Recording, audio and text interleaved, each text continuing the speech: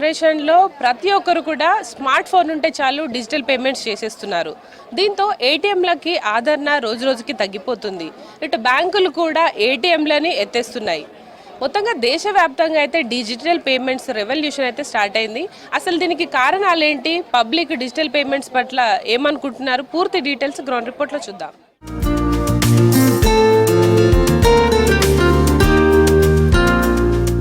Present మనం హైదరాబాద్లో digital payments గురించి పబ్లిక్ ఏమంటున్నారో అడిగి తెలుసుకుందాం. సార్ నమస్తే. అసలు ఈ కరోనా తర్వాత నుంచి మొత్తం స్మార్ట్ ఫోన్ ఉంటే చాలు ఎక్కడైనా పేమెంట్ చేస్తున్నారు, క్యాష్ అనేది క్యారీ చేయట్లేదు. మీరు ఎట్లా క్యాష్ వాడుతుంటారా, ఫోనేనా అండి? రెండు వాడుతుంటాను, ఎందుకంటే అన్ని చోట్ల ఈ డిజిటల్ పేమెంట్స్ యాక్సెప్ట్ చేయరు. కాకపోతే ఏంటంటే ఉన్నంత వల్ల నోట్స్, టేర్డ్ నోట్స్ ఇలాంటివన్నీ కూడా అటు ప్రాబ్లం లేకుండా పోయింది. అన్ని చోట్ల ఇంకా కొన్ని చోట్ల యాక్సెప్ట్ చేయట్లేదు, అవి కూడా చేస్తే ఇంకా బాగుంటుంది. అన్ని డిజిటలైజేషన్ అయితే హ్యాపీగా ఉంటుంది. కాకపోతే జనాల్లో అవేర్నెస్ తెప్పించాలి ఇంకొంచెం. అందరికీ అలా రాదు కదా, అందరు చదువుకున్న వాళ్ళు ఉండరు, స్మార్ట్ ఫోన్ యాక్సెప్ట్ చేసేవాళ్ళు ఉండరు. యాక్సెస్ చేసినట్టయితే ఇంకా ఫ్యూచర్లో ఇంకా డెవలప్మెంట్ ఉంటుంది. అంటే మీరు ఏటీఎంకి వెళ్ళి చూసినప్పుడు ఒకప్పుడు క్యూ లైన్లో నించొని క్యాష్ విత్డ్రా చేసేవాళ్ళు, ఇప్పుడు మొత్తం ఫోన్లోనే అయిపోతుంది కదా. ఎట్లా ఉందండి ఏటీఎంస్ దగ్గర పరిస్థితి మీరు వెళ్ళినప్పుడు? ఇప్పుడు ఏటీఎంస్ అన్ని ఖాళీగానే ఉంటున్నాయి మేడం, ప్రాబ్లం ఏం లేదు. అండ్ మీరు పేమెంట్ చేసేటప్పుడు ఏమైనా ఇబ్బందులు కలిగిన? నెట్వర్క్ ప్రాబ్లం ఇష్యూస్ వస్తేనే ప్రాబ్లం, కానీ లేకపోతే బాగానే ఉంటుంది మేడం. ఏమేమి వాడుతుంటారు మీరు UPI app? PhonePe, Google pay, ఆ రెండు. ఇదివరకు పేటిఎం కూడా వాడాం, కానీ మార్చ్ 31 ఆ ప్రాబ్లం ఎరేజ్ ఇలా ఆగిపోవడం వల్ల ఇప్పుడు పేటిఎం చాలా తగ్గింది. ఇక నాకు లేదు, పెద్ద ఫోన్ లేదు, చిన్న ఫోన్ కొట్టారట.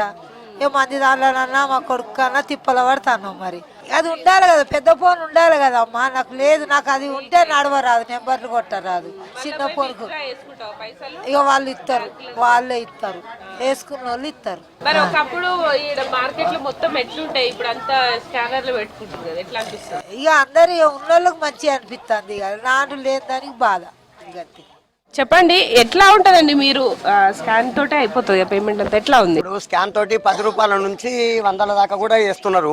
స్కాన్ కన్నా మొదలు పైసలు ఇవ్వాలంటే జర కొంచెం ఇబ్బంది ఉంటుండే. ఇప్పుడు వాళ్ళు కూడా స్కాన్లో పైసలు వేసేస్తున్నారు. మేము కూడా అట్లాంటి డబ్బును కొండపోయి దొంగల బెడద తగ్గింది దీనివల్ల. ఎందుకు తగ్గిందంటే 20-30 వేలు మేము గ్రామానికి మళ్ళీ పెట్టుకపోకడా తీసుకోపోకడా అది చాలా పెద్ద ప్రాబ్లం ఉంటుండే. వాళ్ళు మాకు ఇక్కడనే పసిగడుతుండ్రి డబ్బులు ఉన్నాయని. అట్లాంటి పరిస్థితి ఉన్నప్పుడు ఇప్పుడు నేను అమ్ముకొని తీసుకొని పోతాం, మా ఇంటికి వెళ్ళి మాల్ వస్తుంది. నా తన దాదాపు ఒక 50 వేలు దాకా ఉంటాయి. ఈరోజు అమ్మింది అంతా మా కొడుకుకు పేమెంట్ వేసేస్తా, మళ్ళీ తర్వాత రేపటి వేసేస్తుంటా. పోయేటప్పుడు 10-15 వేలకి ఎక్కువ ఉన్నాయి. వారం దాకా 1 లక్ష రూపాయలు అమ్మినా కానీ కూడా దాంతో చాలా సేఫ్టీ ఉన్నది. మాకు ఇంతకుముందు కూడా జరిగింది. నేను అన్నం తిండికి అమరిపేట పోతే 4-5 మంది నా డబ్బులు ఉన్నాయని చూసి చెట్టువిన్లా పసిగా కట్టినరాళ్ళు కడితే నేను దుంకేసి వచ్చిన. ఆ ప్రాబ్లం అంతా పోయింది. ఇప్పుడు ఎట్లా, ఎంత నుంచి అవుతుంటాయి మీకు? ఎన్ని రూపాయల నుంచి స్కాన్ చేస్తుంటారు? ఎవరన్నా మొండి మనుషులు ఉంటారు, వాళ్ళు 5 రూపాయలు కూడా వేస్తామంటారు. స్టార్టింగ్ 10 రూపాయల నుంచి 1000-100 దాకా వేసుకుంటాం. ఇది చాలా బాగుంది, ఇంకా కొనసాగాలి. దీనివల్ల చాలా సేఫ్టీ అవుతుంది రైతులకు కానీ కస్టమర్లకు కానీ. కస్టమర్లు కూడా పైసలు పెట్టుకొచ్చడము, ఏడాది 10 వేలు తీసడము, 20 వేలు తీసడము.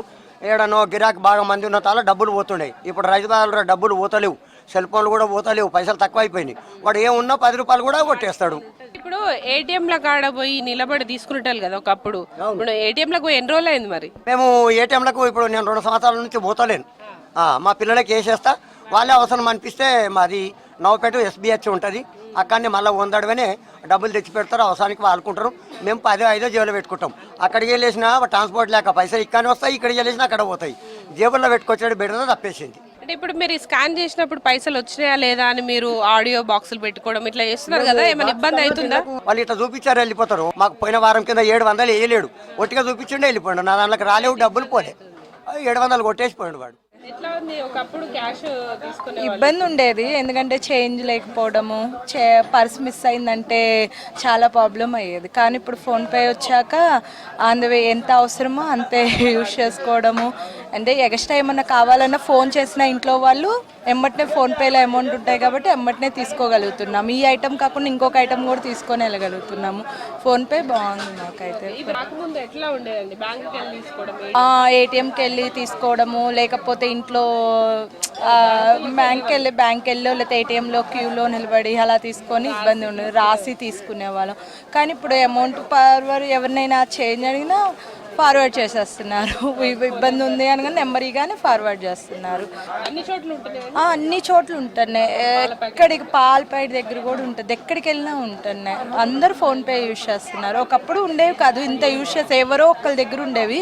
ఇప్పుడు అదేం లేదు, అందరి దగ్గర ఉంటున్నాయి. వాళ్ళు మంచిగా వాయిస్ది పెట్టుకుంటున్నారు, అవ్వగానే వచ్చేస్తుంది.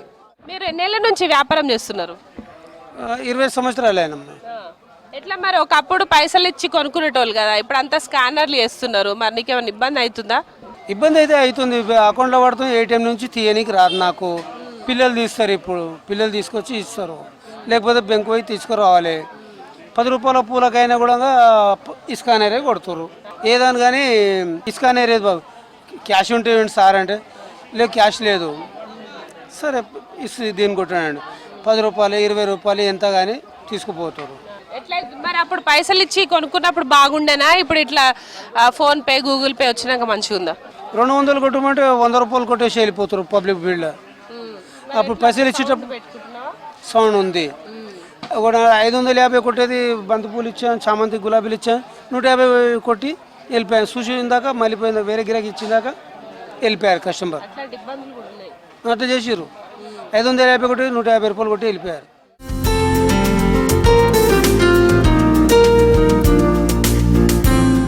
ప్రజెంట్ మనం హైదరాబాద్లోని ఒక ఏటీఎం సెంటర్ వద్ద ఉన్నాము. ఇక్కడ చాలా వరకు కూడా పబ్లిక్ ఎవరు కనిపించట్లేదు, చాలా ఖాళీగా ఉన్నాయి. ఎవరో ఒకరు వచ్చి ఏదో ఒక అవసరం కోసం అయితే మనీ విత్డ్రా చేస్తున్నారు. అసలు వాళ్ళతో కూడా మాట్లాడదాం. సార్ చెప్పండి, ఒకప్పటితో పోలిస్తే ఇప్పుడు అంతా కూడా డిజిటల్ ట్రాన్సాక్షన్స్ ఎక్కువైపోయినాయి. మీరు ఏటీఎంని ఏ అవసరాల కోసం వాడుతుంటారు? నేను మేడం ఏటీఎం చాలా తక్కువ వాడతాను. అర్జెంటుగా క్యాష్ నేను ఒక సైట్ వర్క్ చూస్తుంటాను. సైట్లో లేబర్కి చిన్న చిన్న పేమెంట్స్ వాళ్ళకి అర్జెంట్ అవసరాలు ఉంటాయి. వాళ్ళకి ఏంటంటే కొంతమందికి, చాలా తక్కువ మంది, ఇప్పుడు చాలా మందికి కూడా డిజిటల్ పేమెంట్స్ వెళ్తున్నాయి. వాళ్ళకి ఏంటంటే అర్జెంట్ అవసరాలు ఉండటం మూలాన వాళ్ళకి కొంచెం చిన్న చిన్న క్యాష్ మొత్తాల్లో తీసిస్తాము. ఇంకొకటి, మాకు ఏదైనా మనీ ట్రాన్స్ఫర్ చేయాలంటే ఎవరి దగ్గరైనా తీసుకుంటే ఏటీఎంలో డిపాజిట్ చేస్తాము. మోస్ట్లీ డిజిటల్ ఆన్లైన్ ట్రాన్స్ఫర్లో చేస్తాం. డిజిటల్ పేమెంట్స్ ద్వారా మీకు ఎట్లాంటి బెనిఫిట్స్ ఉన్నాయి అనిపిస్తుంది? చాలా బెనిఫిట్స్ ఉన్నాయి madam. Digital payments first of all user friendly, internet అన్ని చోట్ల అవైలబిలిటీ ఉంది.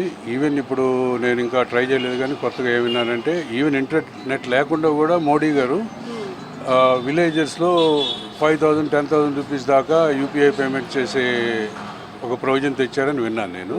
అది కూడా చాలా యూజ్ఫుల్. ఏంటంటే రానున్న రోజుల్లో మన ఇండియా ఇతర దేశాలకు ఆదర్శంగా నిలిచే అవకాశం ఉన్నట్టు తెలుస్తుంది, ఇంత రెవల్యూషన్ వస్తుంది కాబట్టి. It is a very great revolution and దీని మూలాన ఇమ్మెన్స్ బెనిఫిట్స్. ఇంతకుముందు నేను షాపింగ్కి, కూరగాయలకి, మార్కెట్కి, ఈవెన్ డిపార్ట్మెంట్ స్టోర్కి ఎక్కడ వెళ్ళినా కూడా కార్డు అన్నీ ఉన్నాయి. ఇప్పుడు యూపీఐ పేమెంట్స్తో, స్కానర్స్తో ఈవెన్ ఒక చిన్న 10 రూపాయల పేమెంట్ నుంచి 1,00,000 రూపాయల పేమెంట్ దాకా కూడా ఈజీగా చేయగలుగుతాం.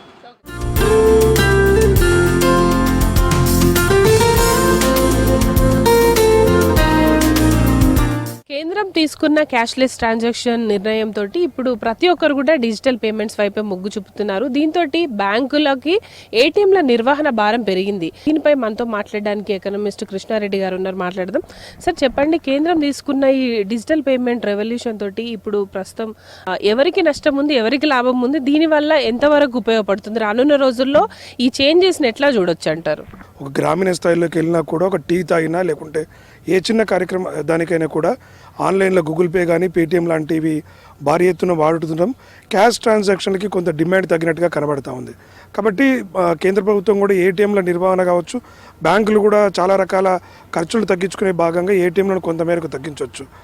కాకుండా ఈ డిజిటల్ పేమెంట్స్ ఎంత పెరిగినప్పటికీ కూడా కొన్ని సందర్భాల్లో ఈ సాంకేతిక సమస్యలు రావడం కావచ్చు, టెక్నికల్ ఫెయిల్యూర్స్తోని చాలా సందర్భాల్లో ఇబ్బందులు పడుతున్నటువంటి సందర్భాలను, ముఖ్యంగా హాస్పిటల్ లాంటి విషయంలో కావచ్చు, లేదంటే ఏదైనా ఆన్లైన్లో పేమెంట్ చేసినప్పుడు పేమెంట్ కనుక ఫెయిల్ అయితే మళ్ళీ ఒక 24 hours టైం తీసుకోవడం కావచ్చు.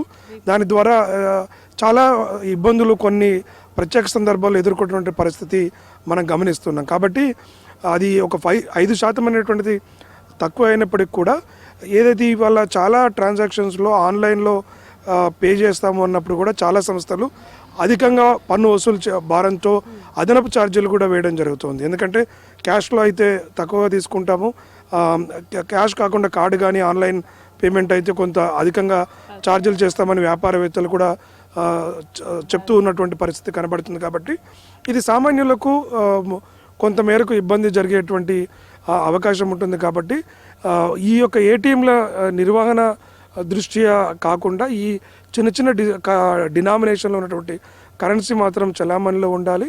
అది గ్రామీణ ప్రాంతాల్లో ఇప్పటికీ కూడా డిజిటల్ పేమెంట్స్ పెరిగినప్పటికీ కూడా నిరక్షరాస్యులు, సామాన్య ప్రజలు, మహిళలు, వృద్ధులు వీరంతా కూడా క్యాష్ ట్రాన్సాక్షన్స్ వైపు ఆసక్తి చూపిస్తున్నారు. కాబట్టి క్యాష్లో సప్లైలో కావచ్చు, ఏటీఎంలలో కావచ్చు, అవన్నీ కూడా ఇబ్బందులు లేకుండా తగు జాగ్రత్తలు తీసుకోవాల్సిన అవసరం, లేకపోతే ఇంకా ఇబ్బందులు తలెత్తే అవకాశం ఉంది.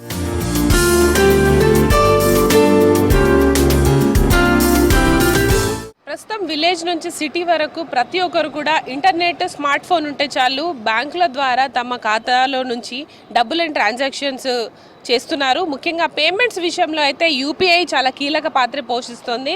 అయితే ఏటీఎంల వద్ద చూడొచ్చు పరిస్థితి. ఈ డిజిటల్ పేమెంట్ రెవల్యూషన్ తర్వాత ఏటీఎంలన్నీ కూడా ఖాళీగా మారాయి. ముఖ్యంగా ప్రైవేటు కావచ్చు, పబ్లిక్ బ్యాంకుకు సంబంధించి ఏటీఎంలు చూసుకుంటే దాదాపు మన రాష్ట్రంలో చూసుకుంటే 5% వరకు కూడా ఏటీఎంలను తగ్గించుకున్నట్టు తెలుస్తోంది. ముఖ్యంగా ఏటీఎంలను మెయింటైన్ చేయడానికి ఇటు సెక్యూరిటీ గార్డ్స్ కావచ్చు, ఏసీ నిర్వహణ, వాటికి సంబంధించిన కాస్ట్ కటింగ్ కూడా పెరుగుతుండడంతో బ్యాంకులు ఇటు ఏటీఎంల సంఖ్యను కూడా తగ్గించుకుంటున్నట్టు తెలుస్తోంది. రానున్న రోజుల్లో మరొక 10% వరకు కూడా ఏటీఎంల సంఖ్య తగ్గే అవకాశం ఉన్నట్టు తెలుస్తోంది. దాదాపు ఈ ఏడాది కాలంలో 55% తగ్గిన ఈ ఏటీఎంల సంఖ్య దాదాపు 10% వరకు కూడా తగ్గే అవకాశం ఉంటుంది. ప్రస్తుతం దాదాపు 9,200కు పైగా ఏటీఎంలు పనిచేస్తున్నాయి. అయితే వచ్చే ఏడాది మార్చి నాటికి మరింతగా తగ్గే అవకాశం ఉన్నట్టు అంచనా వేస్తున్నారు. 2023 వరకు ఉన్న లెక్కల ప్రకారం చూసుకుంటే దాదాపు 75% మన భారతీయులంతా కూడా ఈ డిజిటల్ పేమెంట్స్ చేస్తున్నట్టు తెలుస్తోంది. రానున్న రోజుల్లో ఈ డిజిటల్ పేమెంట్స్ మరింతగా పెరిగే అవకాశం ఉన్నట్టు తెలుస్తోంది. ఇది ప్రజెంట్ హైదరాబాద్తో పాటు రాష్ట్ర వ్యాప్తంగా ఏటీఎంల పరిస్థితి, దాంతోపాటు డిజిటల్ ట్రాన్సాక్షన్కి సంబంధించిన ఇన్ఫర్మేషన్. కెమెరా పర్సన్ సంజయ్తో హరిత, 6 న్యూస్, హైదరాబాద్.